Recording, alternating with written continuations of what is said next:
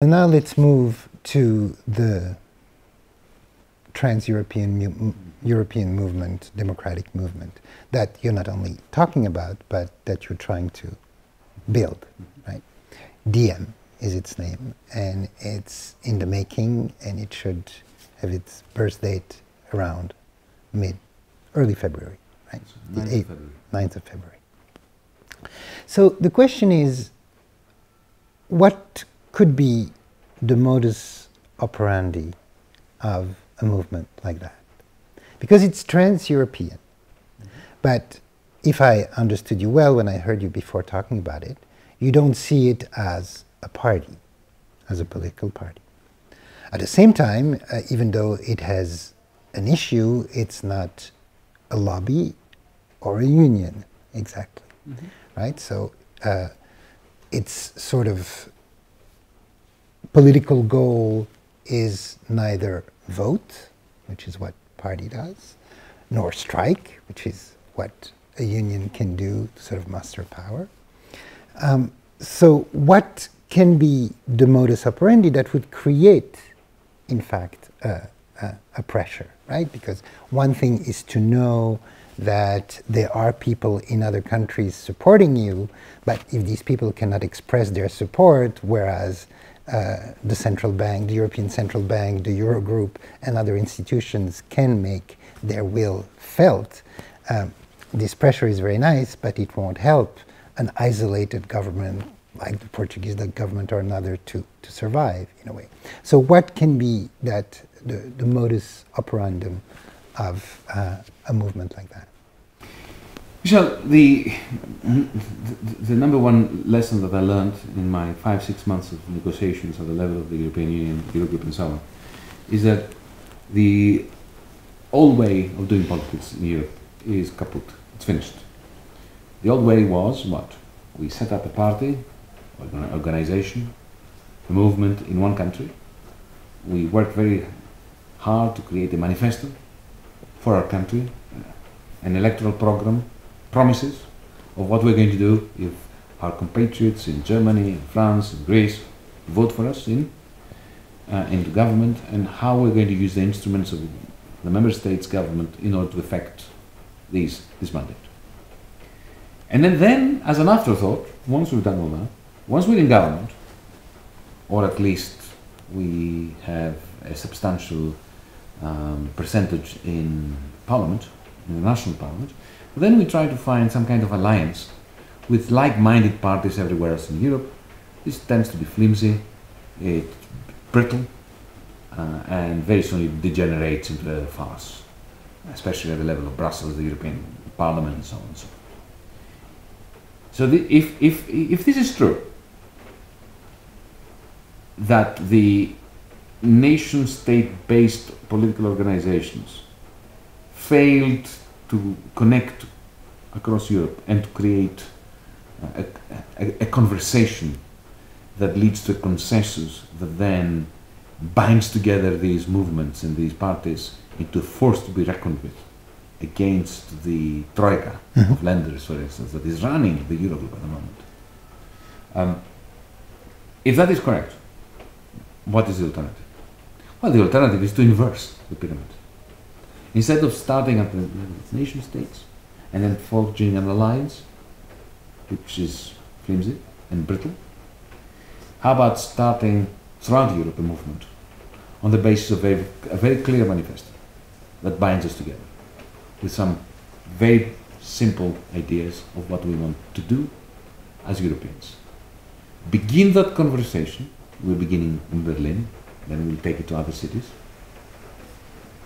Anyone who wants to join, independently of political affiliation, ideology, but who respects and feels for these elements in the manifesto, can participate. And if that conversation proceeds well, is dialectically creative, and it produces as a result of this conversation a consensus, then that consensus would then find electoral expression in the nation states. And it can take different forms in different countries depending on the circumstances. So DIEM, Democracy in Europe movement, in some countries can contest elections as a party. In other countries, it can go into collaboration with existing parties, or effectively lend support to existing parties. This is not for me to decide. It's not for you. It's not for anyone in DIEM. The whole point is that this will evolve organically. So this is a movement. It's not a party. It's not a trade union. It's not a think tank. It's not a conference. It's a surge of European democrats who are moving together to wrestle control and put the demos back into democracy at the European level, and to infect with democracy every nook and cranny of the European Union. It is a totally utopian project, very likely to fail, but it's the only alternative to the awful dystopia which we're facing if we don't do anything. Having to do with DIEM and, again, its possible mode of operation. There's an issue of time, of types of time. It seems that every political movement or social movement, whether it's again a union, a party, even a mass movement, even like the Indignados in Spain or another movement, operate with discrete events, elections, strikes, demonstration, occupation of spaces, and so forth. They're discrete. They can last, like an occupation of the squares in Spain or in Greece before. I mean, it can last for a while, but comes a time when you have to go home, right? Or when the police makes you go home. To a large extent, the Eurogroup, the European institutions, are beholden to the people who finance their budgets, meaning the financial markets, the investors altogether. And the major strength of the investors is that their timing is not discrete, but is continuous. In other words, they vote every nanosecond by either, betting against or for your public debt, for instance.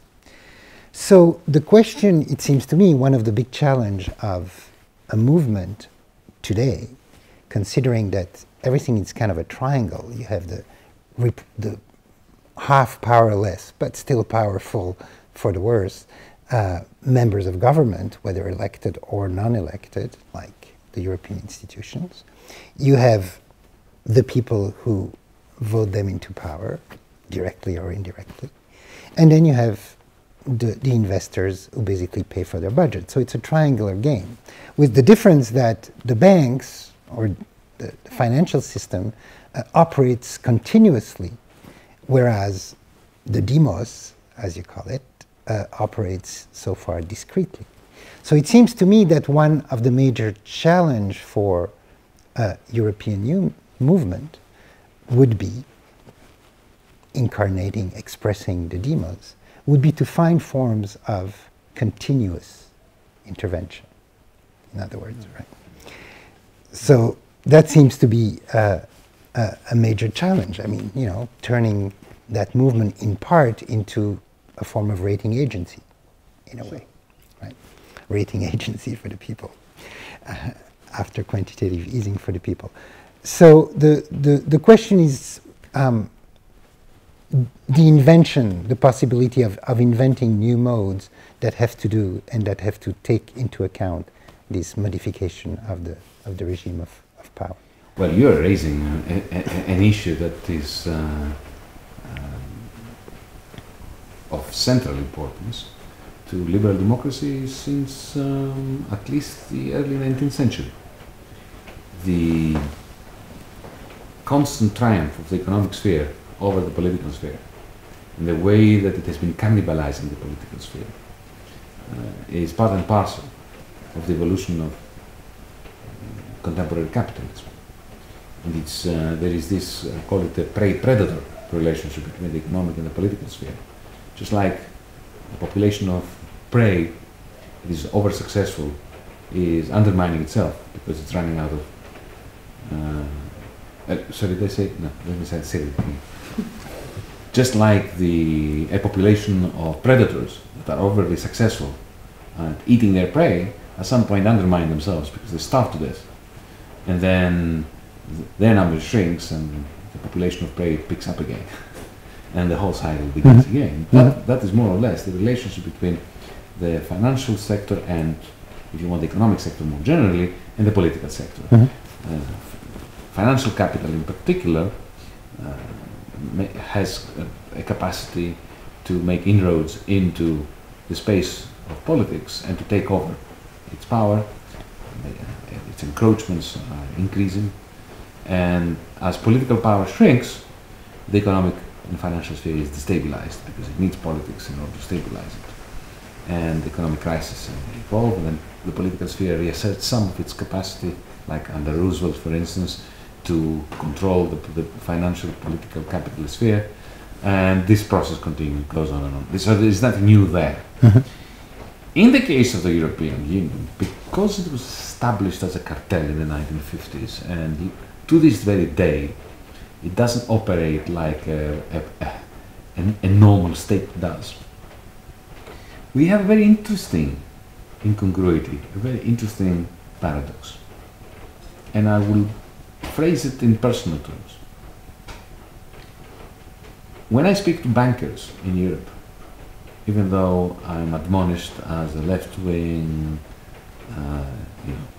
firebrand, lefty, loony, and so on and so forth, when I speak to bankers, I'm usually met with a blanket agreement to what I'm saying. They're very worried.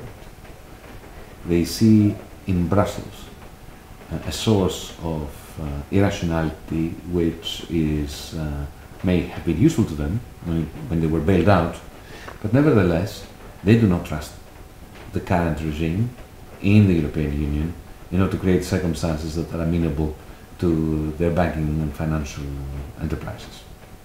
So I don't believe that the great threat to a democratization process in Europe comes from there.